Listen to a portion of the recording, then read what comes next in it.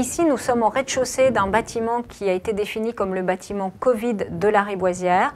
Il y a 6 étages, un étage de réanimation et 5 étages d'hospitalisation dite conventionnelle. Pour organiser ces 145 lits qui étaient antérieurement occupés bien sûr par des patients qui n'avaient pas le Covid, nous avons vidé toutes les unités des patients qui étaient hospitalisés. Ils ont eu soit un retour à domicile, soit un suivi médical à la maison et nous avons pu libérer 145 lits. Donc la coordination se fait de l'entrée du patient aux urgences ou à la polyclinique.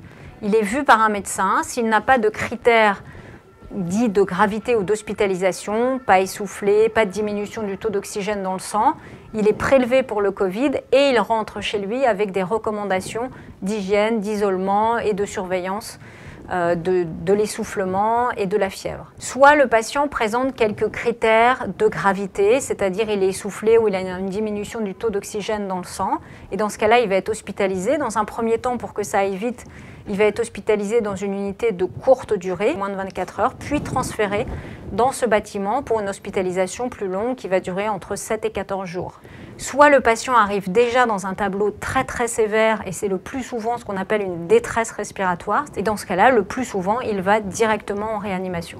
Alors il y a aussi quand même des patients qui au terme de 12 à 14 jours d'hospitalisation vont mieux, sont sevrés de l'oxygène ou quasiment sevrés de l'oxygène et rentrent chez eux. Et là, leur prise en charge ne s'arrête pas, le relais par les structures de soins à domicile où les médecins traitants est pris par le biais d'une application qu'on appelle Covidom. La PHP nous a proposé différents postes où on pouvait se porter volontaire, comme par exemple la polyclinique pour le Covidom, qui est une plateforme en ligne qui permet de faire des téléconsultations pour les patients, de les suivre ensuite au domicile, où tous les heures ils ont des médecins qui les appellent pour prendre un peu des nouvelles, pour voir l'évolution des patients. On fait l'interrogatoire, on pose toutes les questions aux patients, que ce soit symptômes, antécédents, traitements actuels, etc.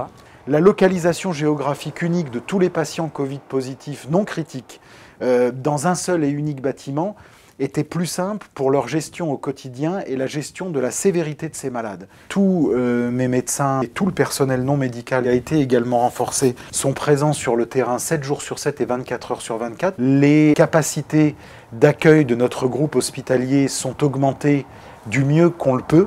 Et donc sur le seul site de la Riboisière, c'est pas loin de 200 lits d'accueil des patients Covid positifs que nous aurons à déployer dans les jours qui viennent.